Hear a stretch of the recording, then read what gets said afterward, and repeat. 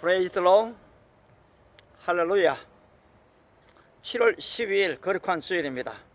여러분, 오늘도 하나님의 축복이 여러분과 함께 하시기를 축복합니다.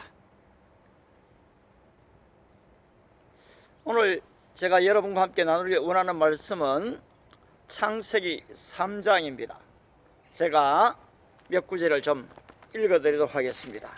창세기 3장 4절 이하의 몇 구절입니다. 뱀이 여자에게 이르되 너희가 결코 죽지 아니하리라.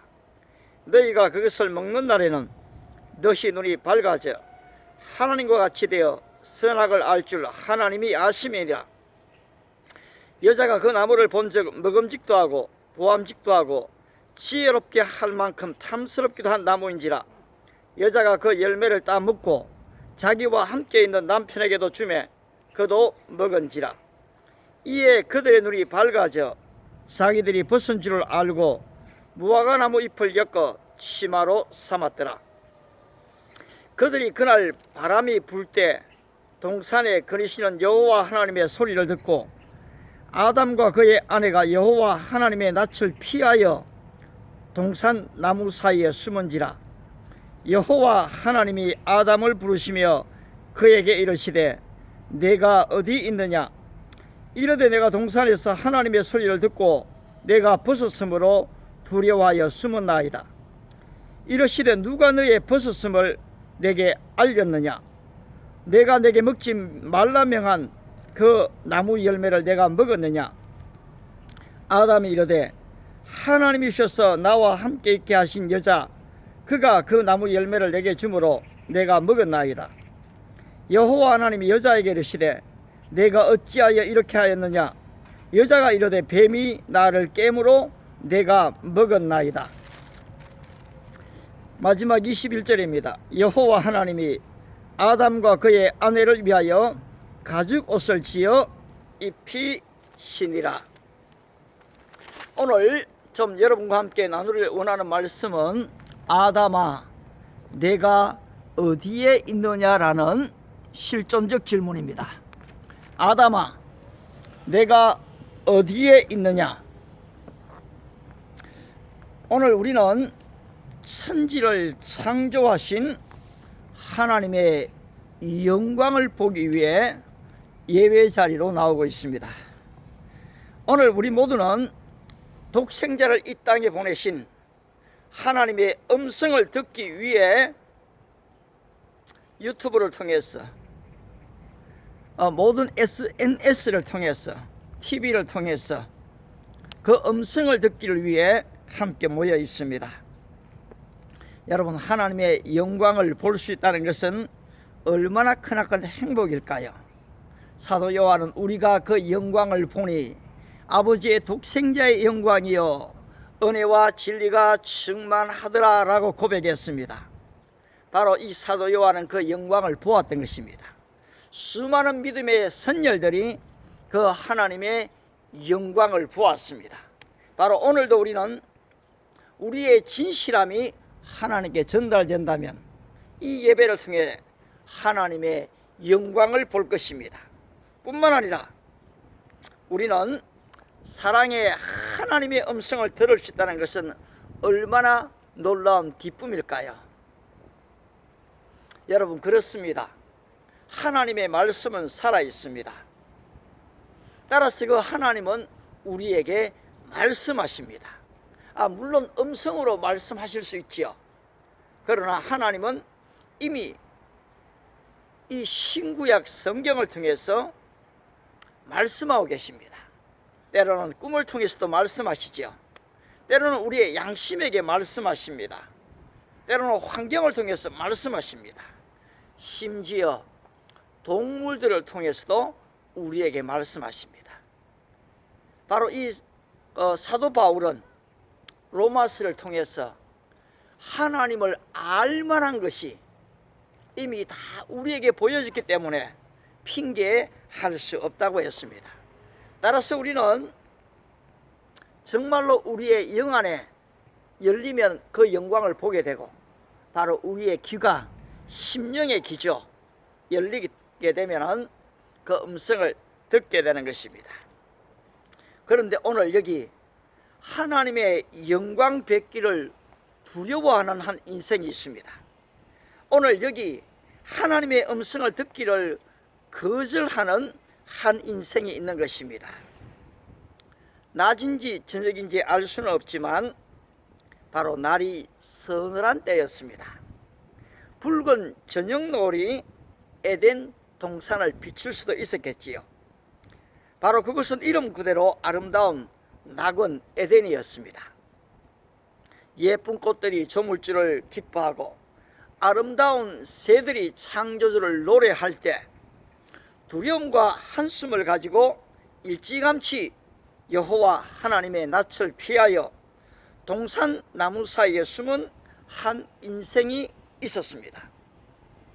사랑하는 아내, 뼈 중에 뼈요 살 중에 살인 이브가 옆에 있지만 사랑스럽게 보이지를 않습니다. 붉은 저녁노을도 예쁜 꽃들도 아름다운 새들도 눈에 들어오지를 않습니다. 옷을 입지 않아도 좋을 서늘한 날에도 감사한 마음을 가질 수가 없었습니다. 왜 그렇게 된 것일까요? 환경이 문제가 아니라 마음이 문제였습니다. 어떤 분위기가 문제가 아니라 이 마음의 상태가 문제였던 것입니다. 그렇습니다. 왕의 만찬을 차려 놓는다 할지라도 마음의 문제를 가진 사람이 어찌 그 맛을 알 수가 있겠습니까? 좋은 집, 좋은 자가용, 황금보석으로 집을 장식한다 한들 마음의 문제를 가진 사람이 그것을 기뻐할 수가 있겠습니까? 오늘 이들은 그렇다면 어떤 마음의 문제를 가지고 있는 것일까요? 그렇습니다. 그들은 마음의 두려움을 가지고 있습니다.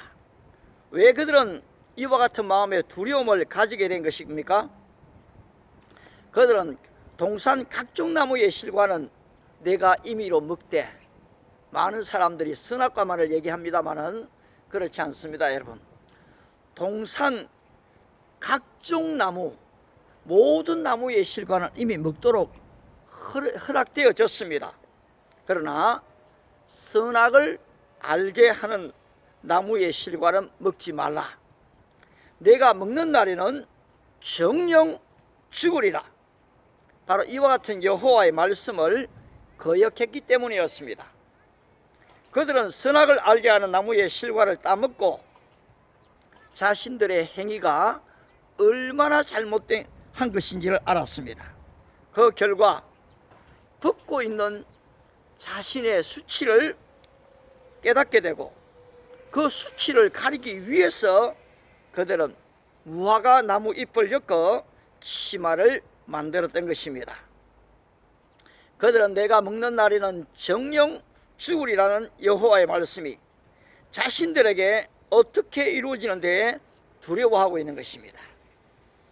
그들은 너무나 두려운 나머지 바로 이 나무 사이에 숨어 있는 것입니다. 오늘 우리는 천국의 그림자인 교회에 와 있지만 성경을 들고 거룩하게 예배를 드린다고 하지만 하나님의 말씀을 증거하는 주의 종이다라고 얘기하지만 종교라는 무화과나무의 잎을 엮어서 옷을 만들고 바로 우리의 수치를 가리려 하고 있지는 않습니까? 오늘 우리는 하나님이 주신 이 아름다운 자연과 이 행복의 나날들을 맞이하고 있지만 마음의 문제, 두려움과 근심, 바로 이러한 모든 문제들로 말미암아 우리는 기뻐하지도 감사하지도 못하고 있지는 않습니까? 오늘 우리는 머리를 가다듬고 화장을 하고 아름다운 옷을 입고 얼굴에 미소를 짓고 있지만 우리의 행위가 발각될 것에 대한 두려움에 떨고 있지는 않습니까? 내가 먹는 날에는 정령 죽으리라는 공의의 하나님의 말씀에 대한 거역 때문에 우리는 하나님의 말씀을 피상적으로 들으라 하고 하나님의 그 낯을 피하여서 적당한 체면 치레로 나무 사이에 숨으려 하고 있지는 않습니까?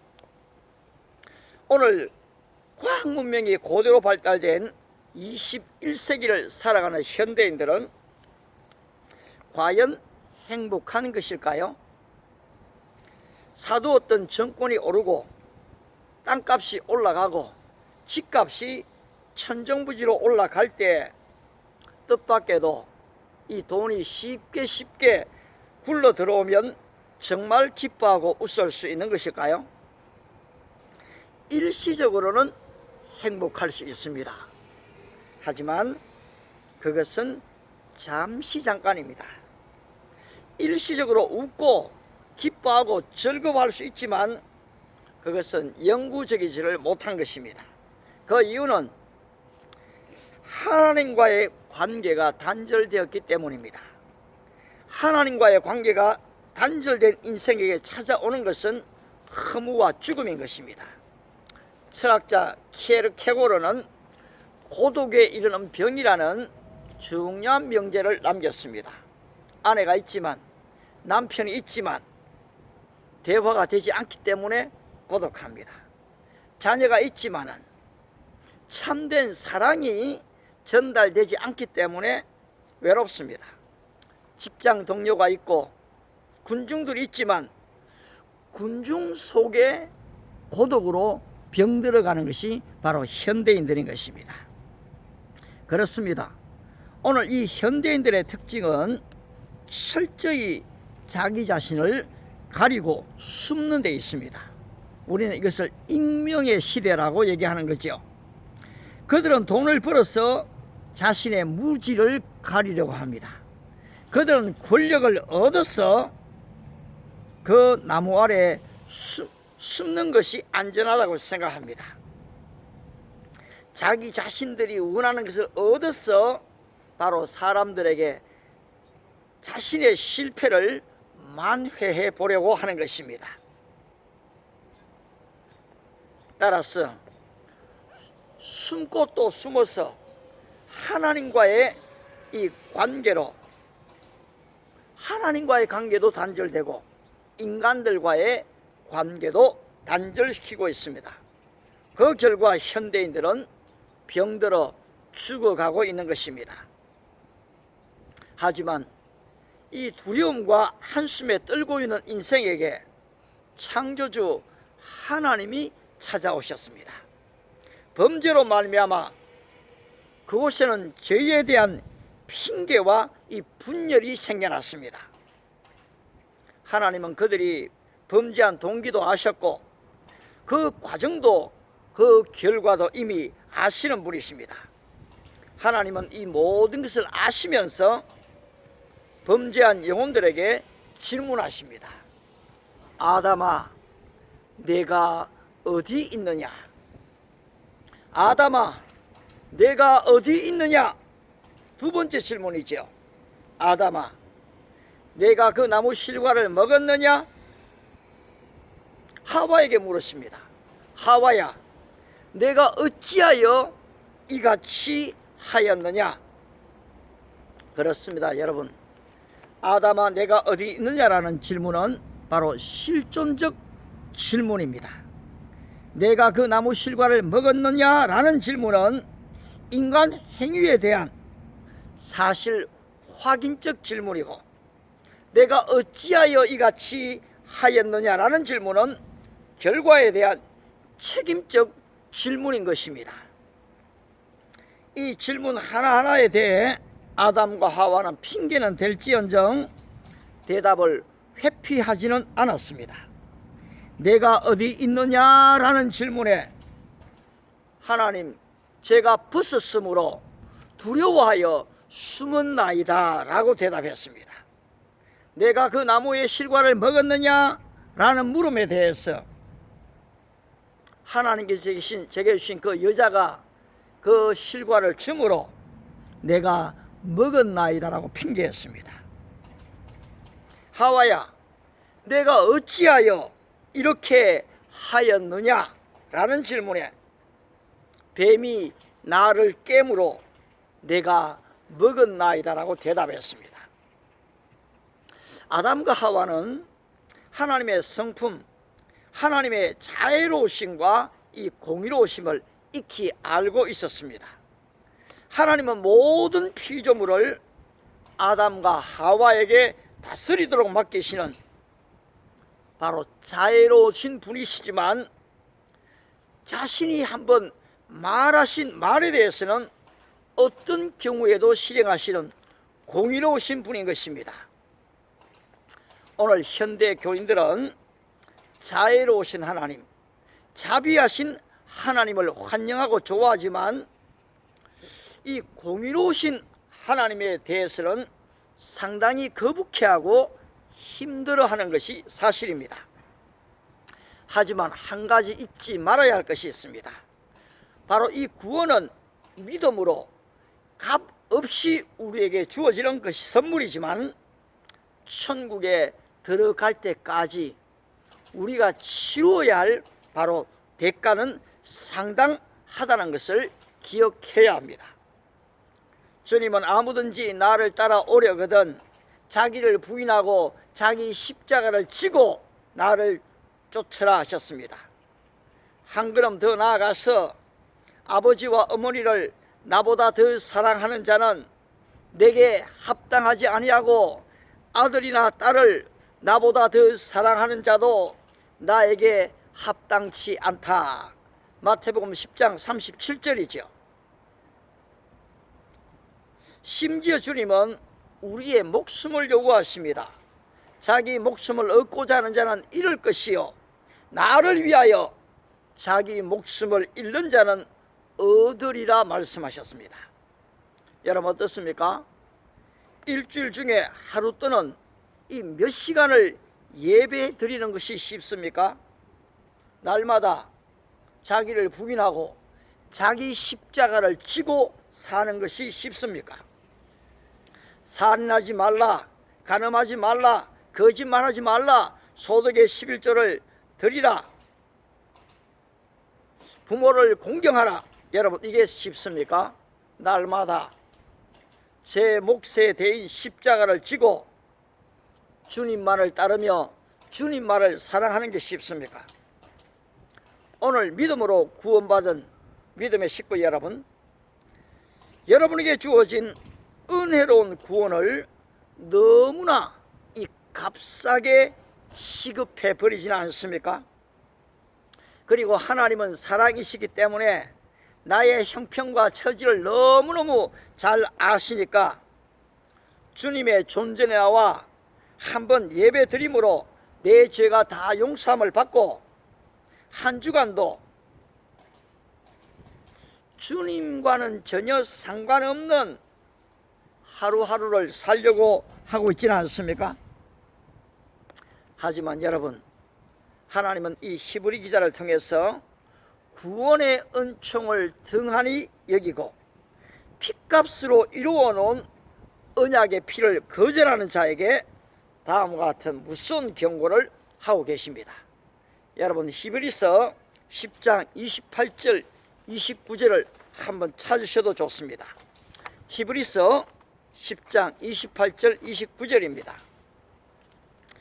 모세의 법을 폐한 자도 두세 증인을 인하여 불쌍히 여김을 받지 못하고 죽었거든 하물며 하나님 아들을 밟고 자기를 거룩히 하게 한 언약의 피를 부정한 것을 여기고 은혜의 성령을 욕되게 하는 자의 당연히 받을 형벌이 얼마나 더 중하겠느냐 너희는 생각하라는 것입니다. 하나님의 은혜를 밟고 십자가에 못 박았지요. 그리고 채찍으로 내려쳤습니다. 바로 이 창을 찔렀던 것이지요. 하나님의 아들을 밟고 자기를 거룩하게 한 언약의 피를 부정한 것으로 여기고 은혜의 성령을 욕되게 하는 자의 당연히 받을 심판이, 그 형벌이 얼마나 더 중하겠느냐. 오늘 한국교회 성도들의 현실은 어떻습니까? 오늘 여러분들의 현실은 어떠합니까? 계속해서 우리는 바로 이 나의 현실을 한번 찾아보도록 하겠습니다.